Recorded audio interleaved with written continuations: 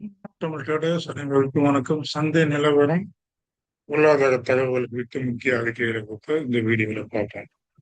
BMI தகவல் service BMI data இந்தியாவின் சேவைத்துறை சார்ந்த பிஎம்ஐ பொருளாதார தகவல் வெளியாகியுள்ளது. முந்தைய மாதத்துல 57.4 இருந்த இந்த தகவல் இம்முறை 53.3 வந்துள்ளது. இது முந்தைய மாதத்தை விட குறைவு என்றாலும் சந்தை எதிர்பார்த்ததை விட 53 என்ற அளவை விட சற்று அதிகமாகவே அமைந்துள்ளது. போன மாசமே சந்தையானது 53.1 தான் இருந்து எதிர்பார்த்தாங்க. அதை விட 2 கூடுதலாக இருக்கு. சற்று ஆகுது 50க்கு மேல இருந்தாலே ஒரு பாசிட்டிவ் செனரியோ தான் இதை பொறுத்தளவு.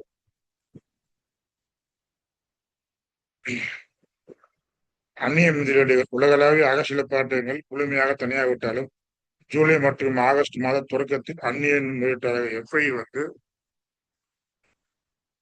இந்திய சந்தையில பங்குகளை வாங்க தொடங்கியுள்ளன. இதன் காரணமாக வரும் நாட்களில் இந்திய சந்தையில் சுமார் $25 பில்லியன் அளவுக்கு புதிய முதலீடுகள் வர வாய்ப்புள்ளதாக HSBC மதிப்பிட்டு உள்ளது.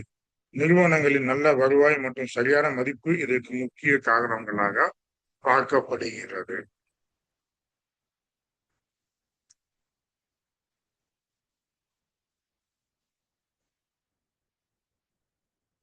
எல்ஐசியுடைய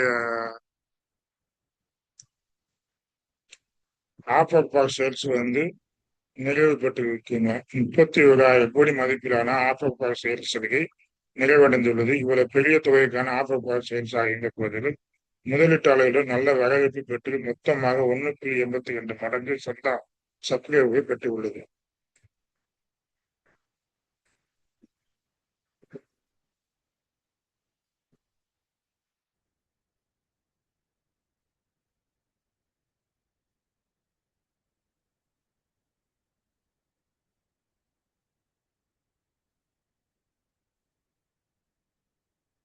அப்போலோ மைக்ரோ சிஸ்டம் பாதுகாப்பு துறைக்கு தேவையான உதிரி பாகங்களை தயாரிக்கும் இந்த நிறுவனத்துக்கு இந்தியாவின் டிஆர்டிஓ அமைப்பிடம் 213 கோடி மதிப்பிலான புதிய ஆர்டர் கிடைத்துள்ளது. நிறுவனத்தின் பங்குகள் ஏற்கனவே அதிகபட்ச விலைக்கு ட்ரேட் ஆகிட்டு வருகின்றன. தற்போது அந்த விலையில சற்று டவுன் ஆகி ட்ரேட் ஆகிட்டு இருக்கு.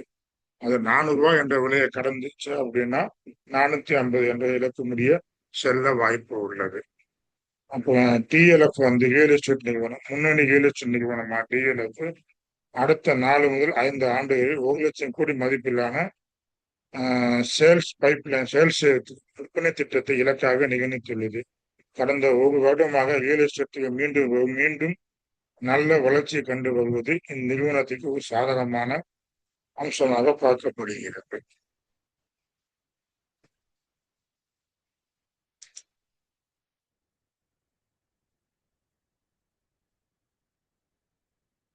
உலகளாவிய சந்தை எடுத்துக்கிட்டீங்கன்னா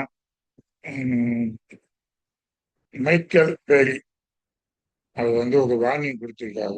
தி பிக் ஷாட் திரைப்படம் மூலம் புகழ்பெற்ற அமெரிக்க முதலீட்டாளர் குறுகிய கால விற்பனை ஷார்ட் செல்லருமான மைக்கேல் பேரி ஒரு முக்கியமான எச்சரிக்கை விடுவித்துள்ளார். அமெரிக்க சந்தை வால் ஸ்ட்ரீட் புதிய உச்சங்களை தொட்டுக் கொண்டிருந்தாலும் 1987 ஆண்டில் ஏற்பட்டது போன்ற ஒரு திடீர் சந்தை சரிவு மார்க்கெட் கிராஷ் மீண்டும் ஏற்பட வாய்ப்புள்ளதாக அவர் கணித்துள்ளார். உலக சந்தைகளின் நிலை அமெரிக்காவின் டவ் ஜோன்ஸ் வரலாற்று உச்சத்தில் வர்த்தகமாகி வருகிறது. நாஸ்டாக் மற்றும் ஆசிய சந்தைகள் சற்று சுணக்கத்தை காட்டினாலும் இது இந்திய ஐடி நிறுவனங்களின் பங்குகளுக்கு சாதகமாக அமையக்கூடும். தங்கம் மற்றும் வெள்ளி கச்சா எண்ணெய் விலை பீப்பா 80க்கு கீழே நிலையாக கட்டுக்குள் உள்ளது. இதனால் தங்கம் மற்றும் வெள்ளி விலை சர்வதேச சந்தையில் 3-5% வரை 4% வரை கணிசமாக உயர்ந்துள்ளது. தற்போது 4% வரை கணிசமாக உயர்ந்துள்ளது. இதனால் தங்கம் மற்றும் வெள்ளி சார்ந்த ETF மற்றும் தங்க கடன் வழங்கும் நிறுவனங்கள் Muthoot finance, Manappuram finance, Hindustan zinc போன்ற பங்குகள் வர்த்தகத்தில் ஏற்றப்பட வாய்ப்பு உள்ளது.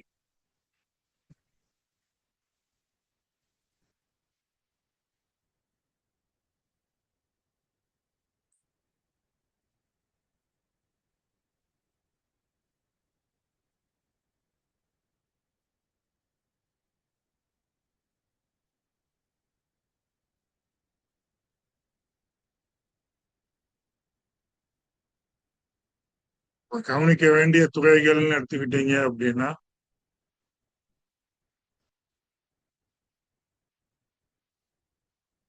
ஃபினான்சியல் சர்வீஸு, வங்கி சாரா மற்றும் வங்கி நிறுவனங்கள், மெட்டல்ஸ் தங்கம் மற்றும் வெள்ளி விளையாட்டுத்தின் தாக்கம், ஆட்டோமொபைல் துறை, ஆட்டோ செக்டார் தொடர்ந்து மீட்சி வரும் துறை. அதனால ஆட்டோ செக்டார் பார்த்துக்கோங்க. நிப்டி 50 டெக்னிக்கலா சப்போர்ட் எடுத்துக்கிட்டீங்க அப்படின்னா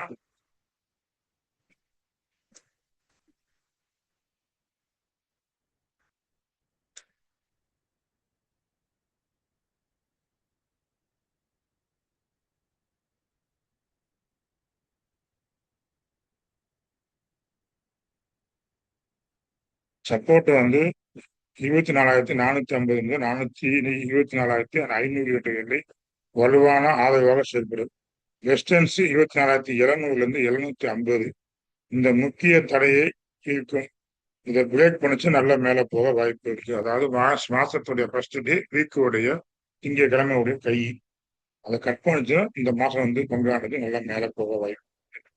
பேங்க் நிஃப்டியுமே வந்து சப்போர்ட் லெவல் 57,350 20 டே இஎம் மூவிங் ஆவரேஜ் ஒரு சப்போர்ட் மண்டலமாக பார்க்கப்படுகிறது. வெஸ்டர்ன்ஸ் வந்து 58,000 இது தடையாக இருக்கும். அதை பிரேக் பண்ணுச்சுன்னா நல்ல மூவ்மெண்ட் கொடுக்க வாய்ப்பு உள்ளது.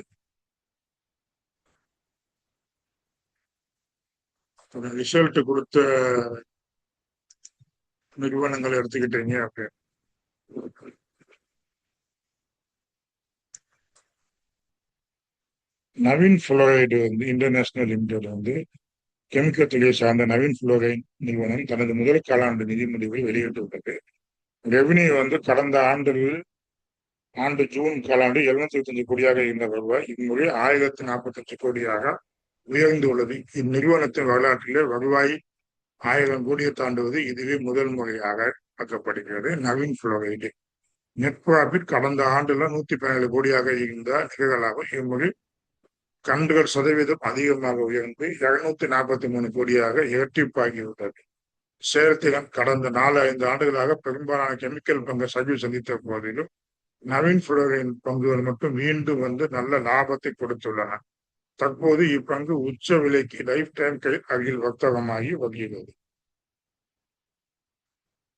அப்புறம் வந்து கிந்துஸ்தான் ஏரோநாட்டிக்கல் லிமிடெட் வந்து இந்திய பாதுகாப்புத்துறை நிறுவனமான கிந்துஸ்தான் ஏரோநாட்டிக் வரவிருக்கும் நிதி முடிவுகளுக்காக காத்திருக்கிறது. இதற்கிடையில் இரு முக்கிய தகவல்கள் இந்த நிறுவனத்துக்கு வெளியாகிவிடும்.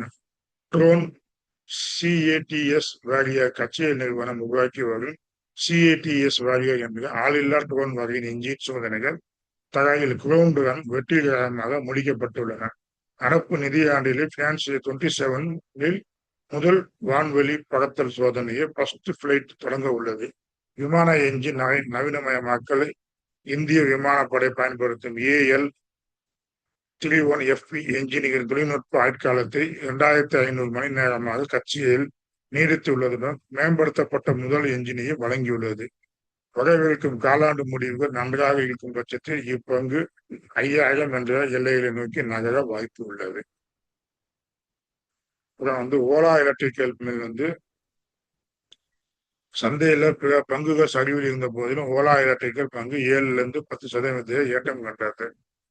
இப்போ ஒப்பந்தம் போட்டு பேட்டரி ஆற்றல் சேமிப்பு பேட்டரி எனர்ஜி ஸ்டோரேஜ் சிஸ்டம் பீஸ்ல தொடர்பான புதிய புரிந்துணர்வு ஒப்பந்தம் ஓலா கையெழுத்திட்டுள்ளது. நிறுவனம் தனது வணிகத்தை விரிவாக்கி வந்தாலும் இன்னமும் நஷ்டத்தில் தான் லாஸ் மேக்கிங்ல இயங்கி வருவதால் முதலீட்டாளர் கவனமாக இருந்துக்கோங்க. கொஞ்சம் கொஞ்சமா ஆகியோங்க. கண்டிப்பா இதுவும் ப்ராஃபிட்டபிள் கம்பெனியாக மாறும். அந்த இதை மாற்றமே இல்லை. அப்புறம் பிஎஸ்சி லிமிடெட் வந்து நிறுவனத்தின் காலாண்டு முடிக்க சிறப்பாக இருந்த போதிலும் அதன் பங்கு விலையில் சரிவு ஏற்பட்டது காரணம் இது சில்லறை முதலீட்டாக பயமுறுத்தி பங்குகளை விற்க வைப்பதற்காக தற்காலிக மேனிபுலேஷன் டிஸ்ட்ரிபியூஷனை தவிர வேற எதுவுமே இல்லை. அதாவது பெரிய பெரிய இன்வெஸ்டர் வாங்குவதற்கு நம்மளை பயமுறுத்தி விற்க வச்சுருவாங்க. அதனால இதுல போய் நீங்க போய் விலையில மாட்டிக்க வேண்டாம். நீங்க ஆல்ரெடி வாங்கி வச்சிருந்தீங்கன்னா விற்காம வச்சுக்கோங்க, அதான் நல்லது. பல புரோக்கரேஜ் எந்த ஒரு புரோக்கரேஜுமே பங்கை வந்து செல்லிங் பண்ணுங்க அப்படின்னு சொல்லி ரேட்டிங் ஏஜென்சியோ யாருமே கூறவில்லை.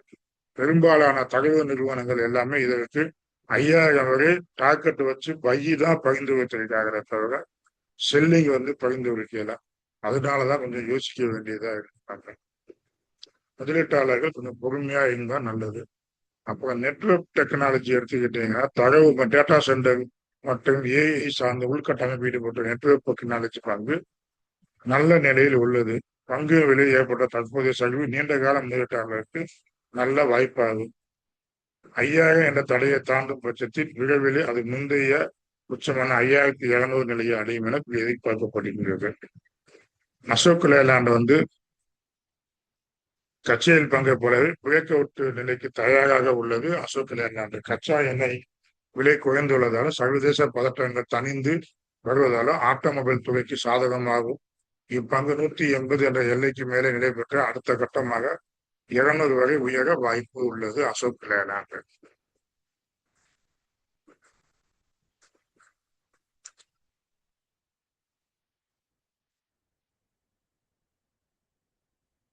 தனஜா ஸ்மால் கேப் பிரிவை சேர்ந்த கம்பெனிக்கு பாதுகாப்பு துறை சேர்ந்த டிஃபென்ஸ் சார்ந்த நிறுவனமாகும்.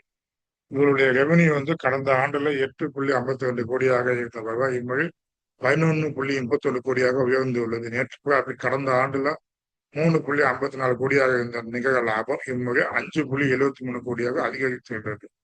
முக்கியமானது என்ன அப்படின்னா, பொதுவாக பாதுகாப்புத்துறை நிறுவனங்களுக்கு கடைசி காலாண்டு சிறந்ததாக அமையும். ஆனால் இந்த நிறுவனம் தனது செலவுகளை கட்டுப்படுத்தி லாப வரம்பு மார்ஜினை 65.49% 72.26% உயர்த்தியதன் மூலம் தனது முந்தைய சிறந்த காலாண்டு சாதனைகளை முறியடித்து நல்ல மார்ஜினை கொடுத்திருக்கிறது.